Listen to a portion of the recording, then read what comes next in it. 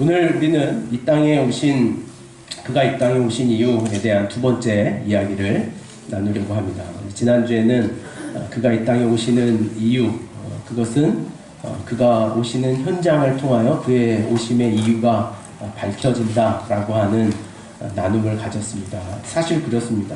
예수님이 이 땅에 왜 오셨는가라고 하는 이유는 그가 오시는 곳을 통하여 그 이유가 드러나더라는 거죠. 예수 그리스도가 오심의 이유는 그분이 계시는 곳에 있습니다. 오늘 우리의 마음도 그의 오심을 질문할 때 그가 계시는 곳을 발견하고 찾는 이 예배의 자리가 되기로 합니다. 아이들을 어린이집에 이렇게 보내면 어린이집에서 아이들에게 안전교육이라고 하는 것을 시킵니다. 어린이집 선생님, 슬아자매, 은정자매 이렇게 있는데 어린이들 안전교육하면 저희 아내도 어린이집 교사 출신이거든요. 그래서 안전교육 뭐 받았어? 이렇게 하는 거예요. 몇 가지 안전교육이 있습니다. 차에서는 일어서지 않는다라는 안전교육, 그리고 길을 걸을 때는 주머니에 손을 넣고 걷지 않는다, 이런 교육. 집에 화장실에서는 뛰거나 장난치지 않는다, 이런 안전교육을 합니다. 그런 안전교육을 이렇게 애니메이션으로 만들어서 광주 지역에서 콘텐츠화 시킨 캐릭터가 있어요. 이게 애를 키워보신 부모님들은 아는데 아이쿠라고 하는 캐릭터. 아이쿠 아세요? 아이쿠? 한참 나오다 요즘 또 안 나오는 캐릭터인데 아이쿠. 그 중에 한 부분을 제가 영상으로 여러분들에게 먼저 소개하고 오늘 설교를 시작해 볼까 합니다.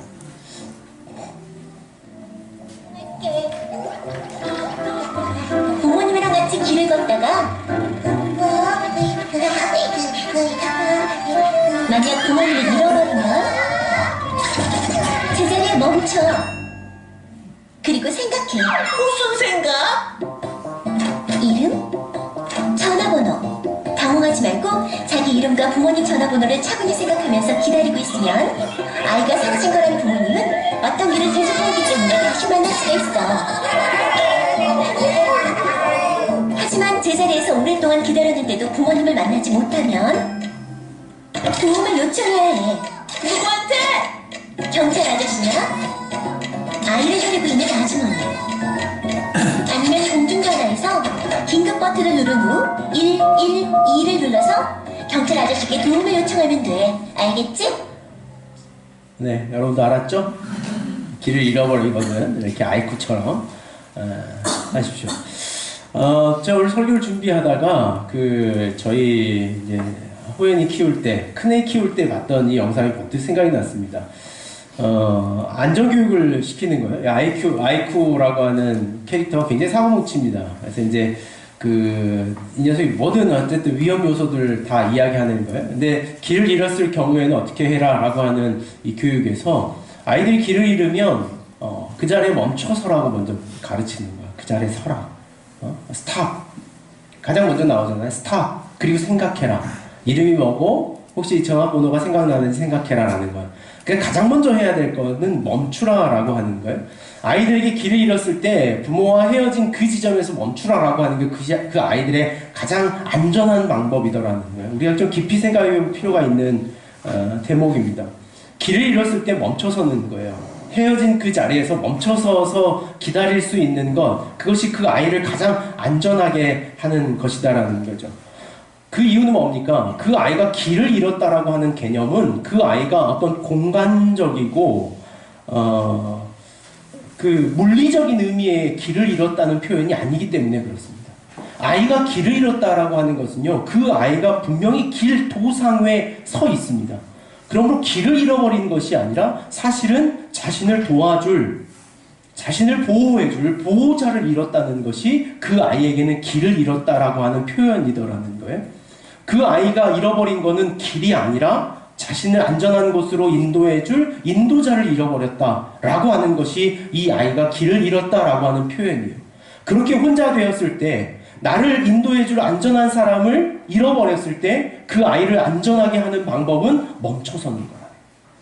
삶을 살아가다 보니까 인생에 지혜가 하나 있다면 오늘 이 똑같은 안전의 교육과 같다는 생각이 들어요. 우리의 어리석음은 자신이 길을 잃어 나를 어디로 안전하게 인도해 줄 대상에 손을 놓아버렸음에도 불구하고 정처 없이 길을 헤매는 것이 오늘 우리의 삶과 같더라는 거예요. 나를 인도해 줄 사람, 나를 안전한 곳으로 끌고 갈 사람의 손을 놓아버렸음에도 불구하고 우리는 멈춰서지 않는다는 거예요. 우리는 헤매고 방황하고 오히려 더 먼 곳으로, 더 알 수 없는 곳으로 향하여 살아가는 것이 오늘 우리 시대의 삶의 모습과 오늘 우리의 형편이 아닌가라고 하는 것을 이 말씀 안에서 보는 거예요. 우리도 살다 보면 길을 잃어버릴 때가 많습니다. 개인의 길을 잃어버릴 때요. 여러분 언제 길을 잃었다고 생각되십니까? 여지없이 똑같아요. 내가 길을 잃었다라고 생각하는 지점은요, 내가 혼자 있다라고 생각하는 지점이에요. 홀로 외롭게 아무도 없다라고 생각할 때 우리는 길을 잃었다라고 생각하는 거예요. 내 주변에 누가 있지 지금? 왜 이 싸움 나만 하고 있는 거지? 왜 이 인생이라고 하는 것이 나 혼자만 이렇게 걷는 거지? 내 주변에 누가 있지? 라고 느끼는 그 지점에 우리는 동일하게 이 길을 잃어버린 아이와 같은 마음을 갖는다는 거예요. 그럴 때 오늘 어린아이와 같은 가르침을 우리가 배워야 돼요. 어떻게 하는 거예요? 멈춰서는 거예요. 스탑하는 거예요. 그 자리에 서서 기다리는 거예요. 오늘의 대림절은 오늘 우리에게 이와 같은 기다림입니다. 오늘 우리가 기다려야 한다는 것은, 기다려 멈춰 스탑해야 된다는 것은 오늘 내 삶의 길을 인도해 줄 그분을 잃어버렸기 때문에 멈춰야 돼요. 만약에 그분과 함께 있다면 우리는 얼마든지 그분의 길을 걸어야겠지만 오늘 우리가 가야 할 우리의 삶의 길, 어디로 가야 안전한 것인지에 대한 우리를 안전한 곳으로 인도하실 그분의 손을 놓아버렸다면 우리는 기다려야 하는 거예요. 멈춰서서 오늘 그분이 우리의 삶에 다시 오시기를 소망하며 기다리는 것, 그것이 대림절이 갖는 기다림의 가장 중요한 이유더라는 거예요. 예수 그리스도가 이 땅에 오신 이유가 여기 있습니다. 예수 그리스도가 이 땅에 오시는 이유는 구원의 손길, 그 안전한 삶의 길을 잃어버린 자들, 그래서 누구나 자신이 그것이 안전한지 어쩐지도 모르고 살아가는 방황하는 이 시대의 삶에 그들의 손을 잡아주시기 위해 이 땅에 오신 분이 예수 그리스도라는 거예요. 요한복음 14장 6절 말씀, 우리가 잘 아는 말씀입니다. 예수께서 이르시되 내가 곧 길이요 진리요 생명이니 나로 말미암지 않고는 아버지께로 올 자가 없느니라. 예수님께서 이 땅에 오신 이유는, 오늘 우리가 기다려야 하는 이유는 오늘 우리 홀로 설 수 없기 때문에 그래요. 나 혼자 갈 수 없기 때문이더라는 거예요.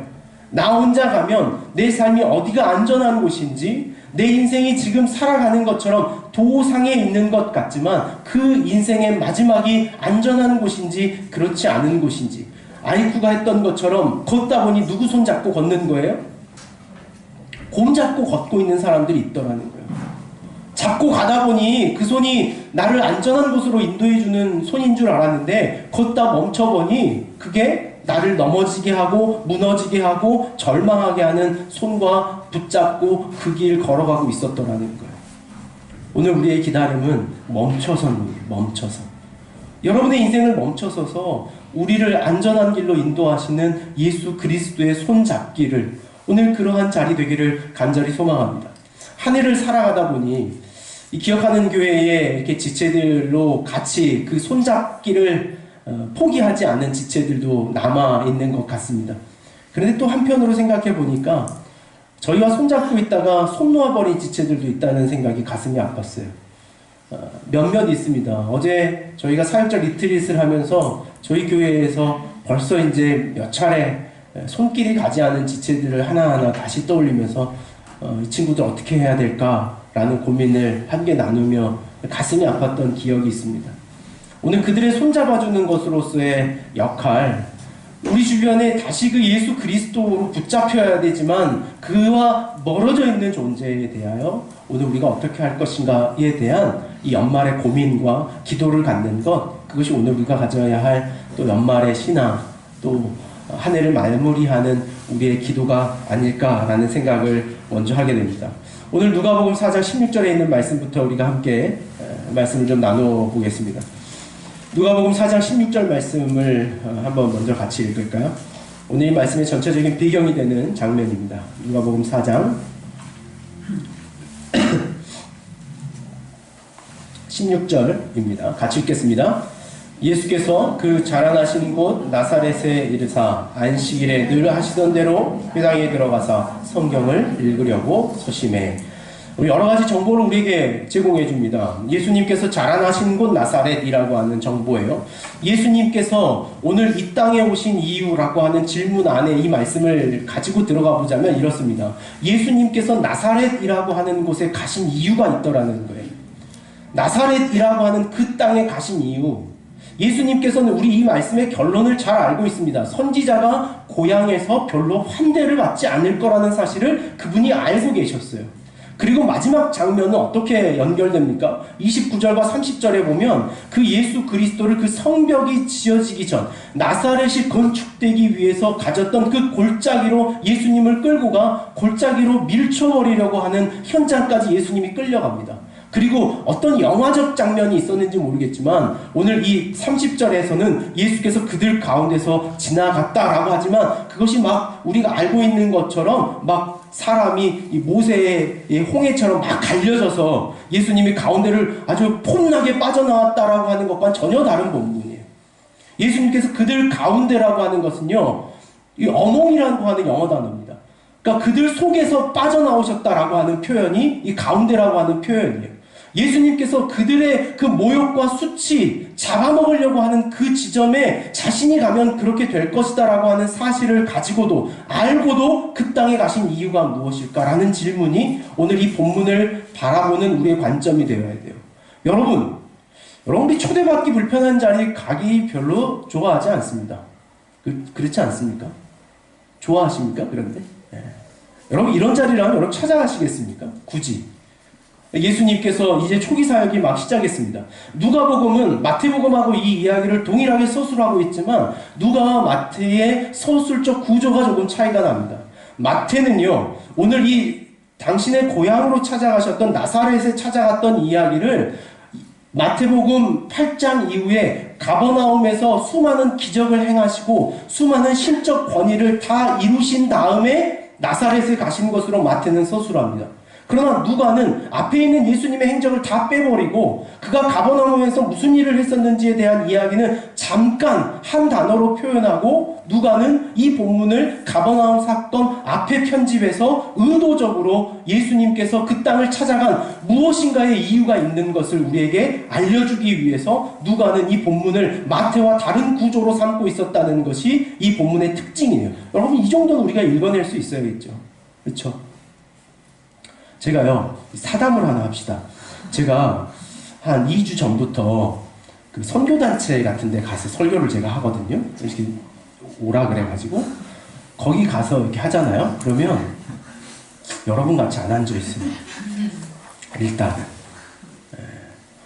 그 가면 막 제가 신이 나요. 거기 가면. 그 회중들이 던져주는 그 따뜻한 미소예요.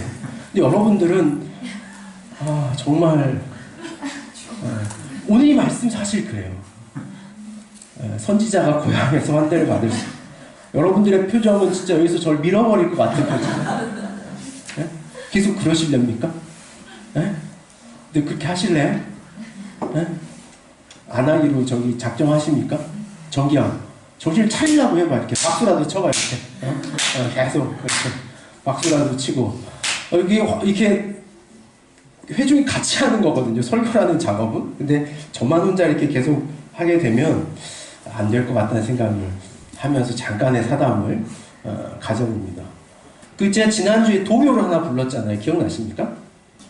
뜸북뜸북? 제가 뜸북뜸북 할 때 정말 제 심장이 제가 다른 설교단체 가지고는 막 찬양하고 그래도 굉장히 자연스럽게 하는데 여기서 찬양하려고 그러면 저는 세상에 가장 무서운 오디션을 보고 있다는 느낌이 들어요. 여러분들 그런 존재입니까? 저하고 이렇게? 여러분들이 얼마나 잘 준비했나 한번 보자. 들을 것 같으면 듣고 아니면 집어치자. 이런 거 아니잖아요. 그죠? 네.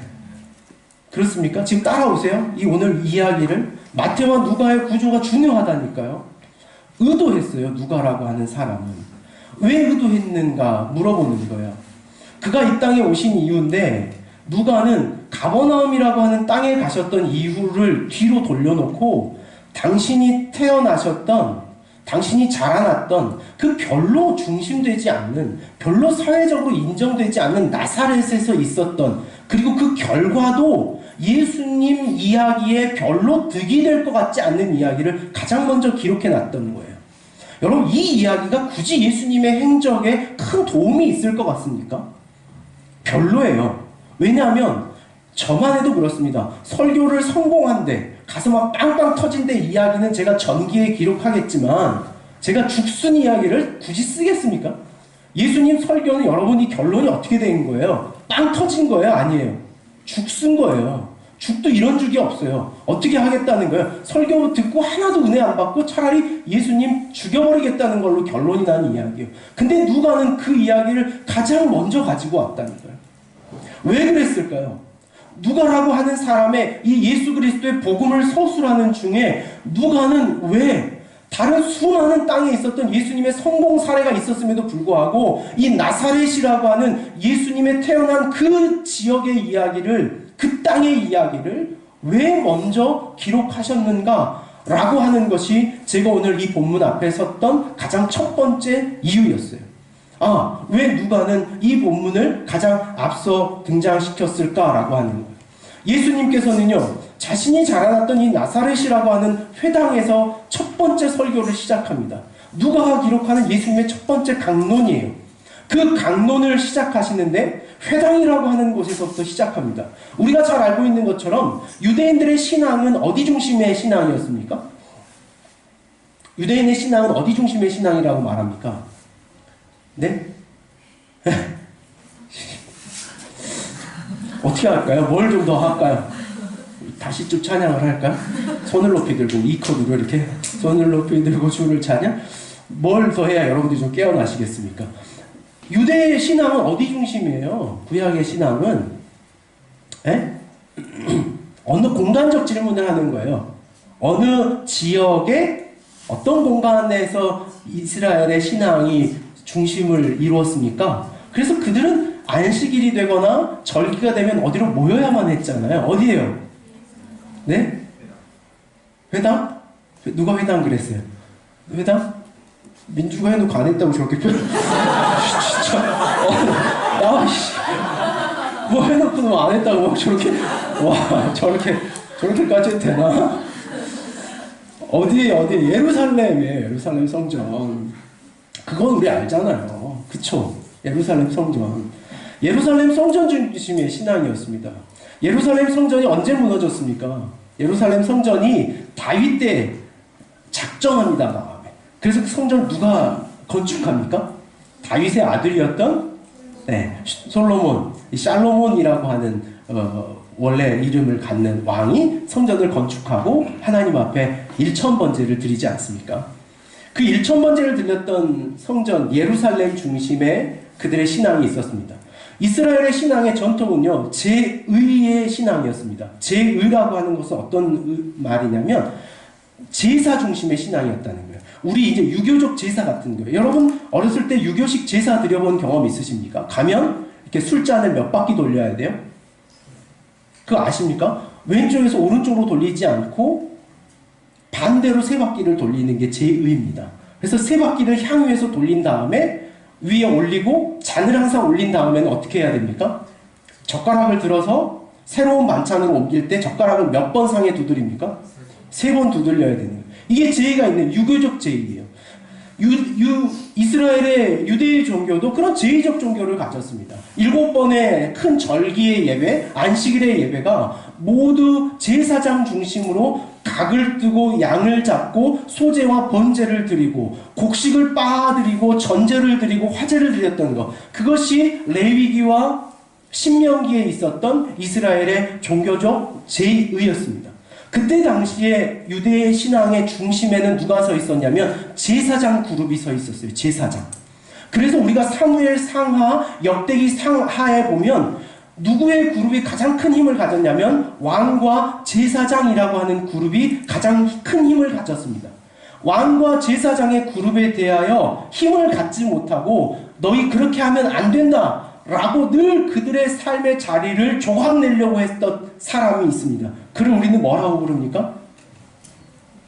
그를 유대 멸망식에 등장했던 큰 그들과 작은 그들이 있었던 선지자라고 부릅니다. 당시의 선지자들은 이 제사장 그룹 속에서, 그래서 우리는 어떻게 예레미야가 제사장 가문에서도 비롯하여 그 제사장의 자리에서 나와서 그 선지자의 직분을 감당하는 자로 예레미야가 등장합니다. 그 제일 중심의 신앙이었던 예루살렘이 주전 예수 그리스도가 오시기 전에 바벨론에 의해서 멸망을 당하고 맙니다. 바벨론이 예루살렘을 멸망할 때 그냥 가만둔 것이 아니라 예루살렘에 있었던 이 여호와의 성전을 완전히 회파시켜 버립니다. 그러니까 무너뜨렸던 성전 주변과 이 성벽을 모두 무너뜨리고 성전 안에 있었던 기병들, 그 제사에 필요한 도구들을 모두 다 바벨론으로 옮겨내 버렸다라는 거예요. 그게 언제냐면 주전 586년이었습니다. 예수 그리스도가 오시기 전 586년. 그 이후에 느부갓네살이 와서 주전 538년에 포로가 귀환하며 조금 성전을 재건하긴 했지만 성전이라고 하는 것이 그 제1을 완전히 이루기에는 완성된 형태가 부족했던 것이 이스라엘의 신앙 공동체였어요. 이스라엘 신앙 공동체가 그 예루살렘 중심의 제일적 신앙 공동체라고 하는 것이 형태적으로 무너지자 그들의 새로운 신앙 공동체가 어떤 쪽으로 흘러가기 시작합니다. 그 새로운 신앙 공동체가 형성된 게 회당이라고 하는 신앙 공동체였어요. 그래서 예수님 당시에도 회당이 빈번했고 사도 바울이 대부분 복음을 전하기 위해 찾아갔던 곳이 어디였습니까? 유대인들의 회당이었습니다. 회당. 제사장 중심의 이스라엘의 공동체가 이 예루살렘의 성전이 무너지자 그들이 제의적 신앙에서 이제는 율법을 가르치고 강론하는 이 율법적 신앙으로 갈아타기 시작했던 지점이 바로 성전이 무너지는 이 지점이었어요.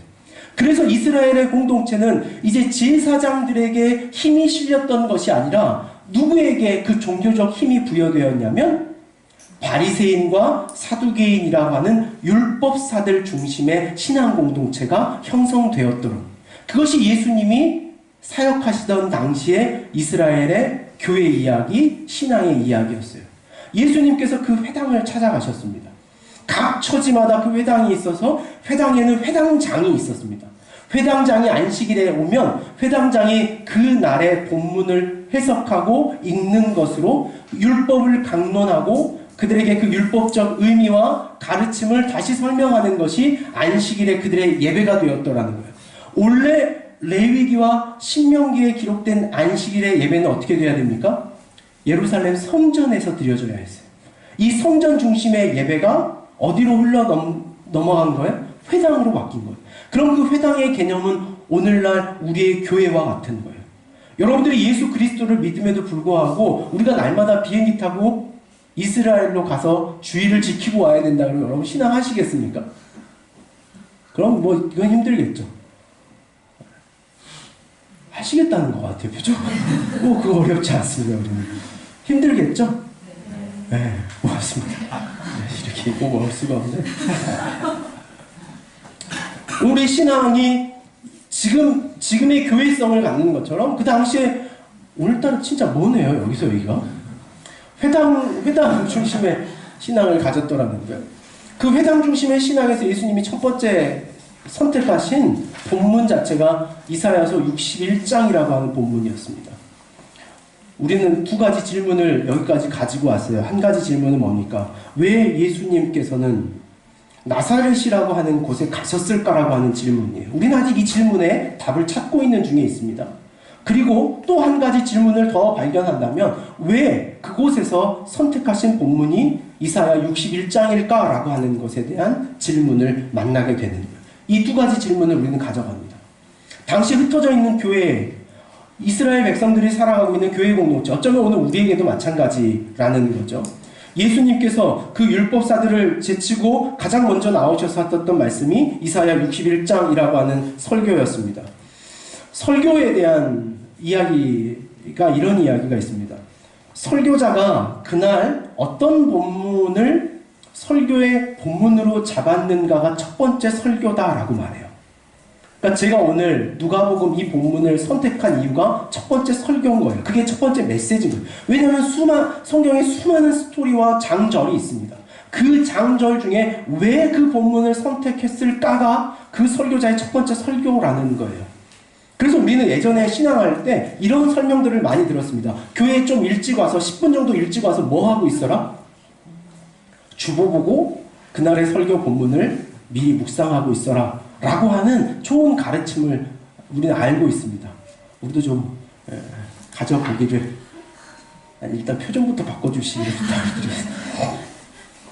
예수님께서 설교의 본문을 선택하셨던 이유예요. 설교의 내용은 이와 같습니다. 주의 성령이 내게 임하셨으니 이는 가난한 자에게 복음을 전파하게 하시려고 내게 기름을 부으시고 나를 보내사 포로된 자에게 자유를 눈먼 자에게 다시 보게 하심을 전파하며 눌린 자를 자유롭게 하고 주의 은혜의 해를 전파하게 하려 하십니다.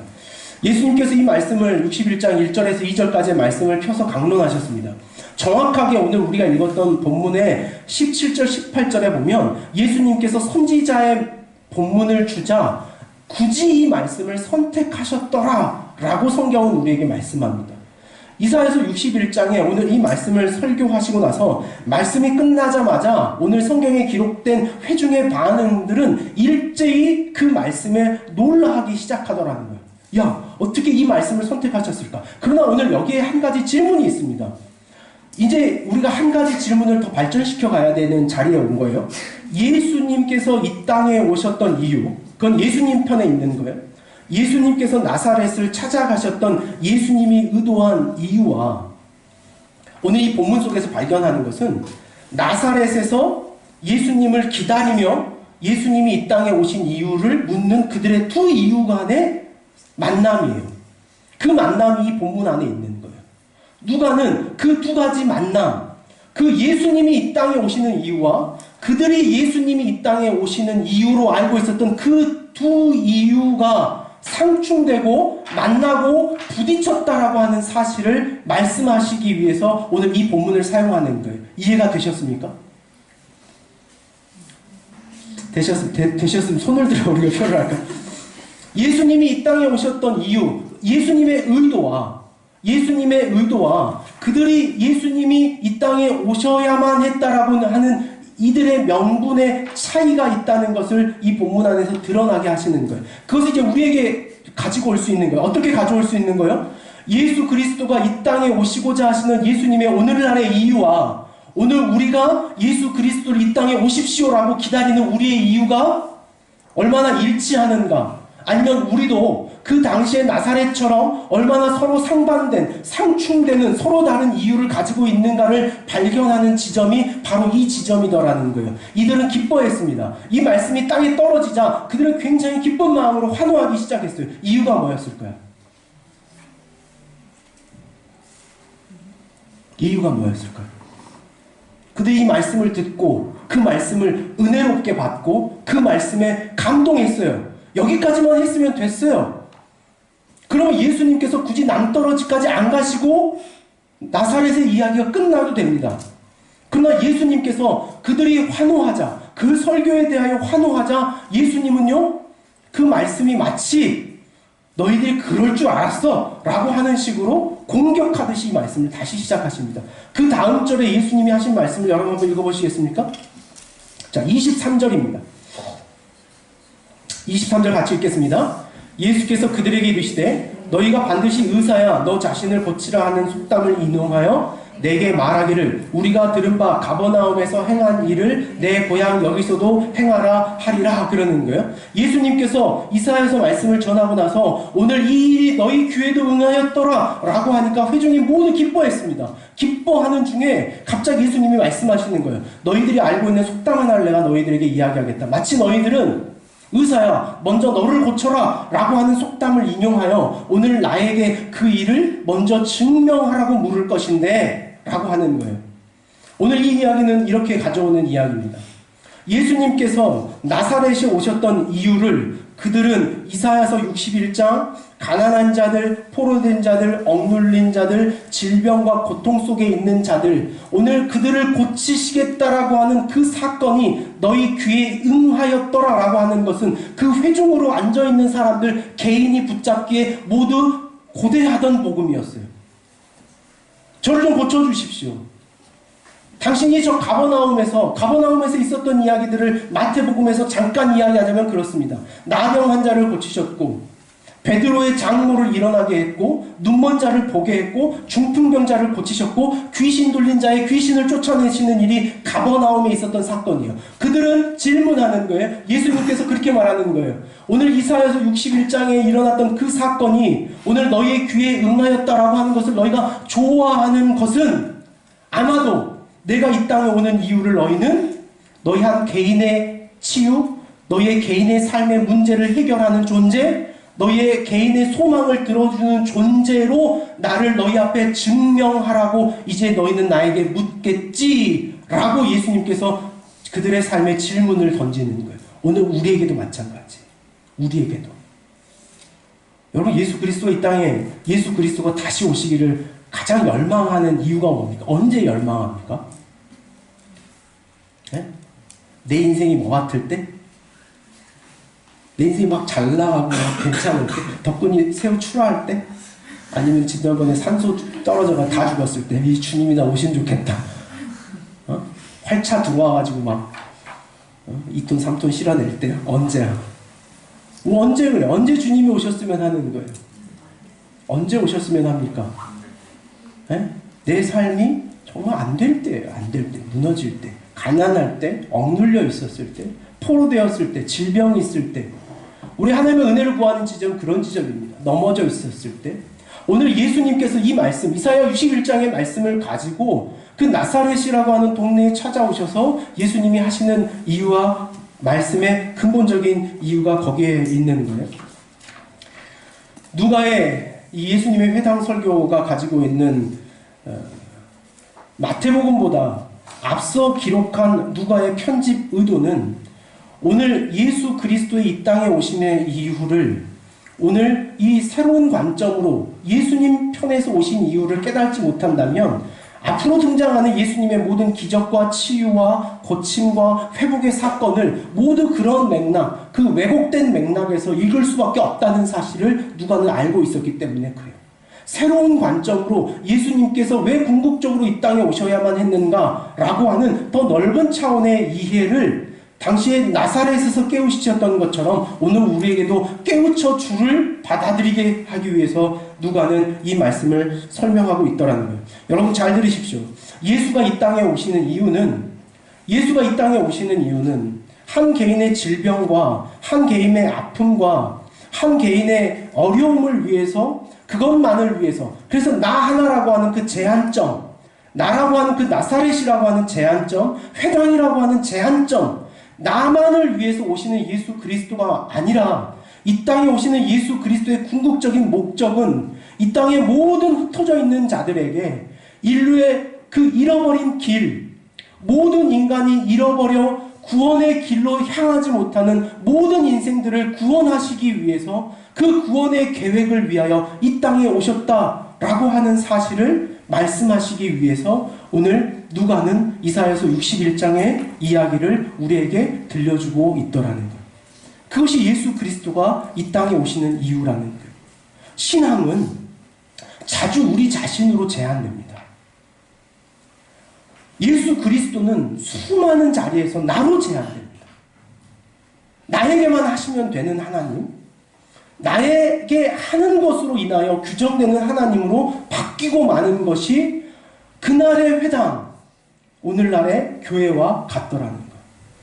500년 동안 수없이 이사야 61장은 설교되었음에도 불구하고 그 이사야 61장의 설교가 늘 한 개인에 머무르고 개인의 신앙의 형태와 개인의 신앙에만 머물렀던 것이 아닌 예수 그리스도의 이 땅에 오심은 더 넓은 곳으로, 더 확장된 곳으로 모든 인류가 가지고 있는 그 죄의 문제, 구원의 문제를 위해 이 땅에 오셨다라고 하는 것을 말씀하시기 위해 오늘 이 말씀을 우리에게 들려주고 있더라는 거예요. 복음은요, 현실의 문제에 머무르지 않습니다. 내가 처해 있는 지금 이 당연한 문제를 해결하는 것으로서의 신앙은 늘 우리를 그 한 곳에만 머무르게 합니다. 예수 그리스도가 오늘 우리에게 오셔서 구주가 되셨다는 것은 우리의 한 영역, 종교적 영역 안에만 머물시겠다는 것이 아니라 오늘 우리가 세상에 나아가 살아가고 삶을 이루며 남편으로, 아내로, 직장인으로, 사회인으로 살아가는 모든 영역 속에서의 우리의 삶을 다스리시기 위해 오늘 우리에게 오시는 예수 그리스도라고 하는 그 확장된 이야기를 우리에게 설명하시기 위해 이 말씀을 우리에게 전하고 계시더라는 거예요. 예수님이 그러한 탄식으로 우리에게 말씀하십니다. 24절에 있는 말씀이죠. 같이 한번 읽겠습니다. 또 이르시되 내가 진실로 너희에게 이르노니 선지자가 고향에서는 환영을 받는 자가 없느니라. 여러분, 선지자의 등장은 언제 등장합니까? 선지자는 언제 등장합니까? 안내자는 언제 등장합니까? 우리 아이쿠 이야기를 다시 좀 가지고 와볼까요? 아이쿠에게 길을 잃어버린 아이가 멈춰서 기다리다가 그 기다림이 지체되면 어떻게 하라고 이야기합니까? help! 도움을 청하라는 거예요. 이제 비로소 도움을 청할 거예요. 성경의 선지자는 그 길어버린 사람들의 도움을 청하는 지점에 등장하는 게 선지자입니다. 길을 잃어버리지 않은 지점에서는 선지자가 등장하지 않습니다. 선지자의 등장은 길을 잃어버렸다는 증거예요. 선지자가 나타났다는 것은 길을 잃어버렸다는 확증입니다. 그럼에도 구약의 모든 선지자들은 당시에 그 잃어버린 길을 제시하는 것에 누구도 환대받지 못했습니다. 이게 우리 인생의 죄성인 것 같아요. 우리 분명히 그렇게 살아가다 보면 잘못된 것을 압니다. 근데 우리 그 이야기 듣는 거 좋아합니까? 싫어합니까? 별로 안 좋아합니다. 여러분, 우리의 신앙이나 삶이 반드시 그렇게 가다 보면 안 될 것 같다라고 하는 경고를 듣게 될 때가 있습니다. 그러면 우리 안의 관계가요, 그 경고를 전할 수 있는 관계가 되는 것, 그게 진짜인 것 같아요. 표면적으로요, 우리 모두는요, 사실 좋은 말 듣기를 즐거워합니다. 그냥 그렇게 해도 아니야, 괜찮아, 언젠간 잘 될 거야, 너도 언젠가는 신실한 그리스도인이 되겠지, 우리 그럼 잘해보자, 이렇게 끝나는 것으로 우리는 마치 우리가 언젠가라고 하는 그 지연된 다음의 시간을 마치 가지고 있는 것처럼 늘 착각하며 살아가는 것이 우리의 삶이더라고요. 예수님은 이 당시에 그 시대에 자신을 스스로 선지자라고 말합니다. 길을 잃어버린 자라고 이야기하더라는 거예요. 예수님이 이 땅에 오시는 이유는 500년 동안 수많은 회당에서 이사야서 61장 말씀이 선포되었지만 그 말씀이 선포되는 자리에서 그 말씀의 율법적인 이유와 역사적인 사건은 이야기했는지 모르겠지만 누구도 이사야서 61장이 표현되는 가운데에 그 61장을 선포하시는 하나님의 표정을 설명해 주는 사람이 없었던 거예요. 오늘 우리는 여기서 한 가지 깨달아야 될 게 있는 거예요. 우리가 성경을 묵상한다는 개념이 여러분 뭔지 아십니까? 성경을 읽어낸다는 것, 그건 문맥적으로 앞뒤가 어떤 문장을 가지고 있고 어떻게 해석된다는 것을 뛰어넘어 우리가 가져야 할 또 한 가지가 있는 것은 그 말씀을 읽고 계시는 하나님의 표정을 읽어내는 거예요. 표정을. 하나님 어떤 표정으로 이 말씀하고 계실까? 이사야서 61장 말씀이 선포될 때 하나님은 그 이사야서 61장에 표현되는 그 현장에서 하나님은 어떤 표정으로 이 말씀을 보실까? 우리의 삶에도 마찬가지예요. 하나님, 내 삶을 읽어내시는 하나님의 표정이 어떨까라는 것을 고민해야 돼요.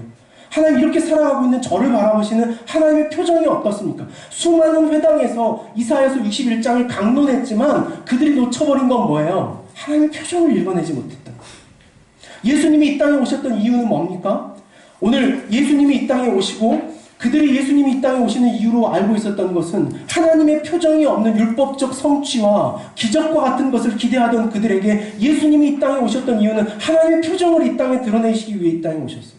하나님의 표정을 우리에게 나타내시기 위해 예수님은 우리에게 오셨던 거예요. 어떤 표정인지, 얼마나 안타까워하는지, 얼마나 기다리는지, 얼마나 소망하고 계시는지 그 하나님의 표정, 감추어져 볼 수 없는 것 같은 표정을 우리에게 드러내시기 위해 하나님 예수 그리스도를 우리에게 보내시는 거예요.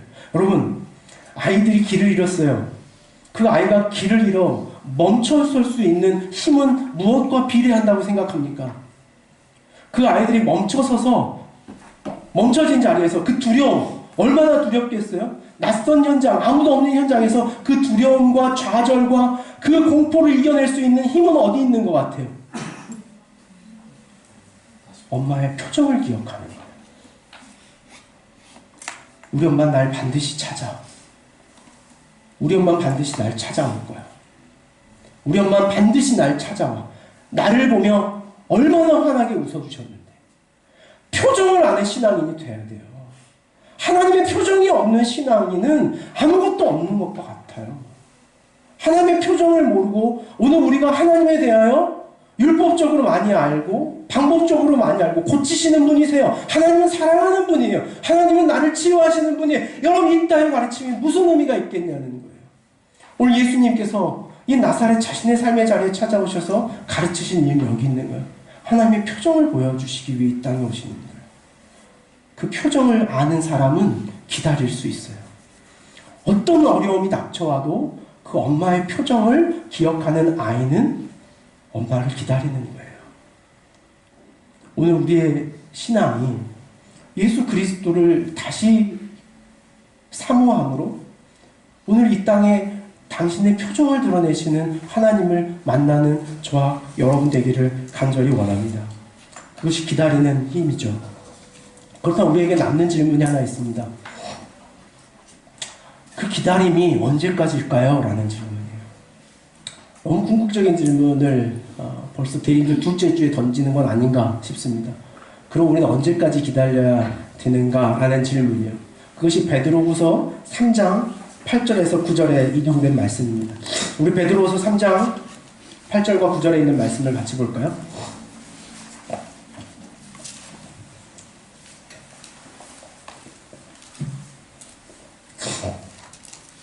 우리 같이 한번 읽겠습니다. 사랑하는 자들아, 주께는 하루가 천년 같고 천년이 하루 같다는 이 한 가지를 잊지 말라. 주의 약속은 어떤 이들이 더디다고 생각하는 것 같이 더딘 것이 아니라 오직 주께서는 너희를 대하여 오래 참사 아무도 멸망하지 아니하고 다 회개하기에 이르기를 원하느니라. 이게 오늘 아버지의 표정이더라는 거예요. 하나님의 표정이 무엇인가? 그것은 오기 싫어서 언제 너희들 내가 심판할게 라고 하는 그 율법적 구조적인 하나님이 아닌 오늘 이 베드로후서에 있는 베드로 사도는 그 하나님의 표정을 우리에게 전하는 거예요. 그가 오지 않는 것은 그 더디 오신다는 것은 사실은 그들이 하나님을 더 찾기 위해 잠시 숨어 계시는 것이다 라는 거예요. 제가 이 말씀을 읽다가 어떻게 이걸 설명할까 하다가 번뜩 이런 생각이 났어요. 아이들이요 한참 이제 걷기 시작하면 걷기는 시작하지만 부모의 통제가 안 되는 한 15개월부터 25개월까지의 기간에 이 애들의 습성이 있습니다. 그 습성이 뭐냐면 마트에 가잖아요. 그 마트에 가면 마치 영혼을 잃어버린 아이들처럼 막 장난감을 향해서 막 이러고 돌아다녀요. 그럼 엄마 아빠가 막 붙잡습니다. 일로 안 돼. 도와야 안 돼. 일로 가자. 일로 가자. 그래도 저기 막 가 있어요. 도와야 안 돼. 이게 안 와요. 그럼 아이들 안 오면요. 이제 어떤 신뢰가 있는지 아세요? 좀 더 크면 그냥 하늘에서 누워버려요. 이렇게. 그럼 어쨌든 엄마가 붙잡을 거라는 걸 알아요. 내려가겠다는 거예요. 내려놓으면 막 도망갑니다. 그럼 그때 부모들이 이제 종종 하는 게 있어요. 그러한 시기에. 그럼 아이들이 막 도망가면요. 그 매대를 두고 엄마랑 아빠랑 그 우리 숨자. 그리고 숨어요, 뒤에. 그럼 아이가 이제 엄마 아빠가 없어졌다는 것을 좀 깨닫고 이게 경각심을 가지고 아 엄마 아빠를 내가 잊어버리면 안 되겠다라는 걸 깨닫기를 원하는 마음에 부모는 숨어요. 그래서 부모가 숨어서 이렇게 지켜보는데 애가 타는 건 누구예요? 저희예요. 얘는 우리는 빨리 우리를 인식하고 찾아 돌아오면 좋겠는데 더 멀리 가요. 더 멀리 가면 이 아내하고 저와 숨긴 숨었는데 이제 들키려고 환장을 해요. 이 고개를 막 내밀고 막 소리를 막 이렇게 내고 뒤에 불러서 안 보이는 데서 도와야 도와야 막 불러요. 여러분 숨바꼭질의 원칙이 있습니다. 숨바꼭질은 누가 이기는 거예요? 누가 이기는 겁니까? 숨바꼭질은? 네?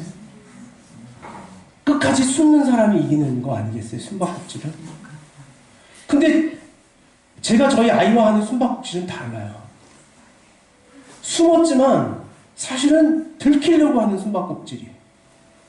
그래서 그 아이가 어디 있다는 걸 빼꼼빼꼼 내다보면서 오히려 내가 안타까워하면서 그 아이에게 숨은 자리를 알려주더라고요. 그럼 여러분 누가 이긴 거예요? 이 숨바꼭질에서? 네? 누가 이긴 거예요? 부모의 마음이 이긴 거예요. 부모의 마음이 이긴 거예요. 부모의 마음. 아이가 이긴 것도 부모가 진 것도 아니고 부모의 마음이 늘 이기는 거예요. 그래서 그 부모의 마음을 이길 사람이 없어요. 자식을 향한 부모의 마음을 누가 이겨요? 여러분, 저야만 승리하는 비밀, 저야만 이기는 비밀, 예수 그리스도가 이 땅에 와서 십자가에 져야만 했던 이유, 십자가에 죽어야만 했던 이유가 오늘 그 부모의 표정, 부모의 마음을 우리에게 이야기하시기 위해 이 땅에 오신 이가 예수 그리스도예요. 져야 이겨요. 그게 부모예요. 그 표정을 이해해달라는 거예요. 오늘 우리에게 지연된 게 아니에요. 여러분, 우리의 기다림은요, 우리가 그 기다림을 성취해가고 우리의 노력과 열심히 더해야만 그 기다림이 이루어지는 기다림이 아니에요. 이미 성취된 것, 이미 완성된 것을 그가 오히려 조급함으로 우리를 바라보고 있는 기다림입니다. 어떻게 하기를요? 우리가 그분을, 모든 이들이 그들을 찾기를 소망하며 숨은 곳에서 숨어있지 않는 하나님을 보는 거예요. 중세에서 하나님은요, 숨어 계신 하나님이라고 하는 개념을 썼습니다. 중세 이전의 사람들은 하나님 숨어 계신다라고 이야기했어요. 종교개혁 이후의 신앙인들은요, 계시하시는 하나님이다라는 표현을 썼습니다. 중세의 신앙은 숨어 계시는 하나님으로 그들의 신앙적 열정과 종교적 행위가 늘 그 숨어 계신 하나님을 발견해야만 했어요. 하나님이 숨어 있고 인간이 찾는 것처럼의 신앙이 중세의 신앙이었어요. 종교적 열심과 종교적 노력과 자신들의 행위가 그 숨어 계신 하나님을 드러낸다고 믿었어요. 그러나 오늘 우리가 가지고 있는 이 개혁적 신앙의 행동과 기본은 늘 자신을 모든 순간순간 드러내기를 원하시는 하나님, 그 계시하시기를 원하시는 하나님, 그 하나님을 믿는 것이 오늘 우리 시대의 신앙이더라는 거예요. 중세의 영성가였던 마스터 에크하르트라고 하는 랍비가 있습니다. 그는 이렇게 말합니다. 하나님은 먼 곳에 숨어 헛기침을 하면서 자신의 위치를 드러내는 사람과 같다. 근사한 표현 같아요. 먼 곳에 숨어서 헛기침을 하면서 자신이 어디 있다는 것을 드러내는 소리라. 그래서 그는 이렇게 말해요. 그 헛기침이 어디에 있는지, 그가 지금 어디에 있는지 알아라. 그게 오늘 우리의 신앙의 자리더라는 거예요. 그러면서 이 중세 교부였던 에크하르트는 이렇게 말해요. 그가 늘 가난한 자들과 함께 소리 내신다. 그게 지금 가톨릭 신앙의 이 종교 지도자 가지고 있는 마음이에요. 그가 어디 계시는가? 하나님 어디 계시는가? 오늘 우리가 살아가고 있는 신앙의 지향점은 하나님이 계시지 않는 곳으로, 숨어있지 않는 곳으로 향하고 있기 때문에 우리는 하나님을 발견하기 어려운 거예요. 우리가 그렇게 가고 있는 거예요. 하나님 어디 계시는지 알아야 될 거 아니에요. 혹시 우리가 못 찾을까봐 하나님은 순례잡기의 기본적인 개념을 다 넘어버렸어요. 오늘 이 시대는 별로 그렇게 숨어 계시지도 않는 것 같아요. 아예 대놓고 서 계셔도 우리가 안 찾는 것 같아요. 우리 신앙은 그래요. 주님 어디 계신다라는 거 이제 대놓고 말해도 별로 우리 봐도 숨바꼭질 할 때 어때요? 제가 이제 저희 이제 큰 아이들하고 숨바꼭질 할 때가 있어요. 다 큰 애들이. 그럼 이제 한 살 이렇게 넘은 애들이 숨바꼭질 하잖아요. 아빠 나랑 숨바꼭질 해. 그러면은 귀찮다. 이렇게 해. 시작해. 너 숨어. 내가 술 나갈게. 그럼 막 숨어요. 그러면 지독하게도 꽁꽁 숨어요. 그럼 아빠 찾아. 어딨어? 어딨냐? 못 찾겠다. 그럼 안 찾고 놔둬요. 한참 숨어있다가 숨어있는 녀석이 이렇게 슬픈 표정으로 나와요. 울면서. 울면 아빠 왜 안 찾아? 아빠 나 찾기로 했잖아. 나 지금 계속 숨어있는데 왜 나만 계속 가만히 놔둬? 그러는 거예요. 그 표정인 것 같아요. 오늘 시대 하나님이 그 표정으로 우리에게 이야기하시는 거 아닌가 싶어요. 너희들 지금 날 찾고 있긴 하니? 지금 날 찾긴 찾니? 난 너희들한테 이렇게 드러내길 원하는데 너희는 날 찾고 있니? 그 슬픈 표정이 오늘 우리가 발견하는 하나님의 표정이 아닐까라는 생각을 하게 됩니다. 저희는 이번 성탄에 그 하나님의 표정이 머무는 것을 좀 찾기를 소망하는 마음이 있습니다. 그래서 23일 날 하나님이 이 땅에 오신다면, 이 땅에 예수 그리스도가 오신다면 어디 계실까라는 것에 저희는 주목하기 시작했습니다. 어디 계실까? 어디에서 소리 내실까라는 거예요. 저희 공동체에서 발견한 지역은 세 곳입니다. 한 곳은 난민, 한 곳은 요보호 아동, 요보호 아동이라는 새로운 용어를 이번에 다시 알게 됐습니다. 그리고 우리 정은 자매가 해외 봉사를 다녀왔던 니카라과라는 세 지역을 저희는 함께 지금 보는 중에 있습니다. 2017년도 저희 한국 통계에 저희 한국의 난민으로 신청을 한 전체 숫자가 9,942명이 난민 신청을 했습니다. 거기 대부분의 나라가 파키스탄, 이집트, 중국, 시리아, 예멘, 나이지리아 등의 사람들이 우리나라에 난민 신청을 했습니다. 그 중에서 난민 지위를 얻은 사람은 9,942명 중에 121명만이 난민 지위를 인정받았습니다. 이를 퍼센테이지로 바꾸면 1.2%밖에 안 되는 숫자가 우리나라에 들어와 있지만 난민 지위를 얻고 있는 사람입니다. 최근에 이 난민, 예멘 난민과 이 제주도에 있는 난민들과 함께 하는 연대 사업을 같이 하면서 2주에 이 서울에 좀 다녀오고 제주도를 방문할 계획이었는데, 다행히도 그분들이 다음 주 월요일 날 광주에 방문해 주시기로 했어요. 그 난민 사업을 하시는 분들이. 그래서 서울 12월 25일 날 광화문 북측광장에서 오후 3시에 이 난민들, 오늘 이 땅에 로고가 그랬습니다. 주여, 우리가 언제 당신을 영접했습니까? 라고 하는 슬로건으로 예배를 드립니다. 우리가 언제 주님을 영접했습니까? 우리가 언제 주님을 맞이해 본 적이 있습니까? 라고 하는 굉장히 도전적인 문구로 이 땅에 소외된 자들, 특별히 난민들을 위한 예배가 25일 오후 3시에 이 광화문에서 있습니다. 저에게 참여하길 원한다면 저희 교회에서 함께 그 예배를 좀 함께 참여하고 그곳에서 난민에 대한 모금과 기부 활동들을 같이 하자라고 하는 제안을 하나 받았습니다. 또 하나는 2016년 자료로만 나와 있습니다. 요보호 아동이라는 말 여러분 아십니까? 요보호 아동. 사회에서는요, 입양을 기다리고 입양을 필요로 하는 아이들을 요보호 아동이라고 말합니다. 위탁되어 있는 아동들을 이렇게 부른다는 것을 이번에 처음 알았어요. 2016년 통계에 요보호 아동으로 정부에 등록된 아이들이 4,500명 정도 됩니다. 4,500명. 근데 더 안타까운 건 뭔지 아십니까? 이 요보호 아동으로 등록되는 가장 많은 35%의 이유가 부모의 빈곤의 문제로 아이들을 위탁시킨다는 거예요. 그리고 두 번째 33.2%의 이유가 뭔지 아십니까? 가장 가슴 아픈 이야기예요.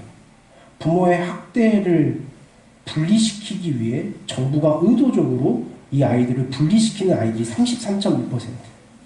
그러면 이 아이들이 이 땅에 태어났지만 요보호 아동으로 등록돼야 되만 이유가 어디에 있습니까? 어른들에게 있더라는 70%에 가까운 이유가 그 부모의 무지함과 부모의 책임 없음으로 이 아이들이 요보호 아동들이 되어요. 광주에는 어린이 유아동 일시보호소가 있습니다. 그 아이들이 센터에 등록될 수 있는 숫자가 50명이에요. 50명. 이 50명의 아이들이 있는 활동하는 지역이 이곳과 얼마 멀지 않은 지역이에요. 저희 이 지역을 또 한 곳으로 우리가 바라보는 중에 있습니다. 그 아이들에게 무엇이 필요하고 어떤 도움을 줄 수 있을까라는 거예요. 이들 중에 대부분 시설에서 보호되고 작년은 평균 한 250명 정도가 입양을 받을 수 있었고 나머지 한 4,200명 정도는 아직도 보호시설에서 성장해야 되는 아이들이더라는 거예요. 부모의 이 문제 때문에. 정자매가 코이카 봉사를 다녀왔던 니카라과의 이야기를 함께 또 나누고 있습니다. 그곳에서는 이 오랜 장기 집권으로 인해서 나라가 온전한 정부 기능을 갖지 못하는 사회입니다. 얼마 전에 내전이 있어서 이 대학생들 중심으로 해서 한 500명 이상의 이 국가가 자행하는 학살을 경험하는 나라입니다. 이 땅의 가장 큰 문제는 이 청소년, 특히 여성들의 초임 문제입니다. 이미 15세에서 16세에 첫 출산이 이루어지는 사회입니다.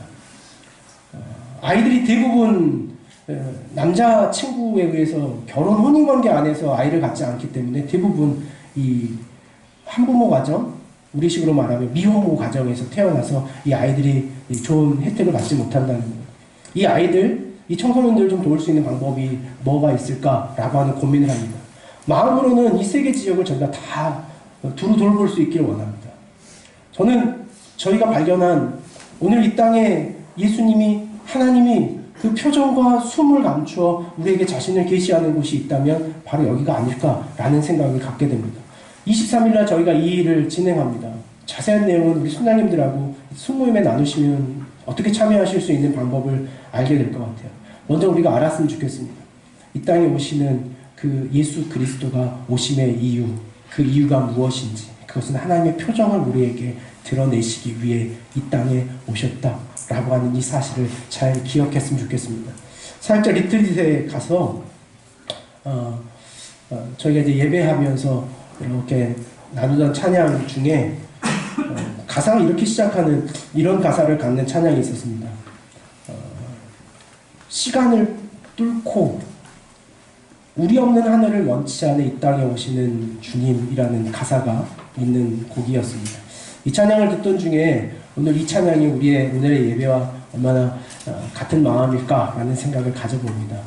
이 찬양의 고백을 같이 하는 것으로 지금 나를 향하여 짓는 하나님의 표정, 그 아버지의 표정을 다시 한번 기억하고 또 오늘 이 세상을 바라보시는 하나님의 표정이 어떠할까 함께 고민하는 결단하는 시간이 되길 원합니다.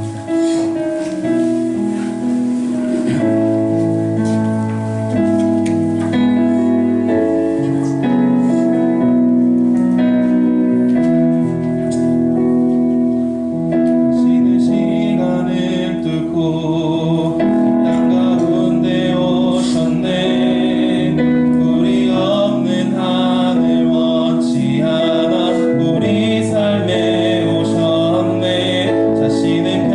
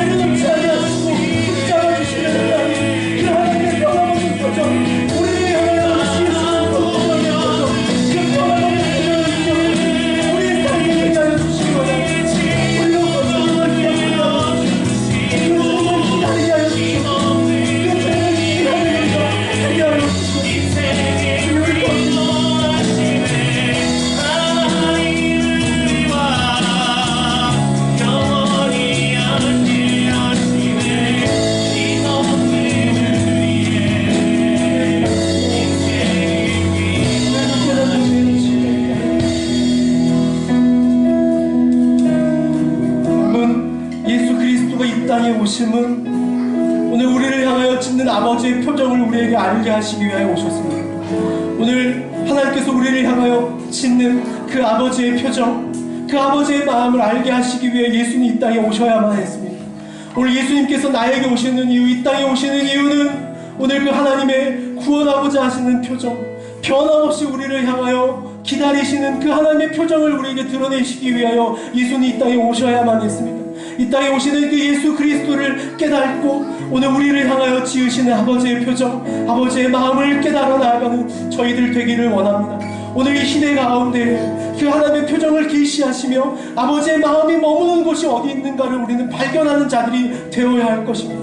그것이 하나님의 자녀됨으로 살아가는 우리의 마땅한 책임과 역할일 것입니다. 오늘 우리는 주목하기를 원합니다. 이 지점에서 더욱 주목하여 하나님이 헛기침하시는 곳, 하나님의 표정이 머무는 곳, 하나님의 마음이 머무는 곳, 그곳이 어디인가를 향하여 그곳을 지향하며 살아가는, 그리하여 그곳에서 하나님을 발견하며 하나님을 경험하는 우리의 삶이 되기를 원합니다. 하나님, 우리의 공동체가 그 지점을 향하기를 원하오니 우리에게 힘과 능력을 더하여 주시옵소서. 우리가 그 한 걸음, 그 한 길 가기에 부족함이 없도록 우리의 공동체를 지키시고 보호하여 주시옵소서. 그 길을 잃어버린 자들이 있다면, 우리의 공동체에 그 잃어버린 영혼이 있다면 다시 찾게 하십시오. 그 일을 잃어버려 헤어짐 가운데, 그 두려움 가운데 있는 자들이 있다면 오늘 우리가 찾아가 그들에게 선지자가 되게 하여 주시옵소서. 그들에게 때로는 듣기 어려운 소리, 그렇게 하면 되겠니? 라고 하는 소리일지라도 그를 살리고자 하는 간절함으로, 그 열망으로, 진실함으로 그들과 교제하기를 두려워하지 않는 우리 모두가 되게 하여 주시옵소서. 하나님, 드림절 이 귀한 날에 우리에게 이 주의 말씀을 듣게 하시니 감사합니다. 우리로 다시 살아나게 하시니 감사합니다. 주님밖에 없습니다. 우리 주님 예수님의 이름으로 기도하옵나이다.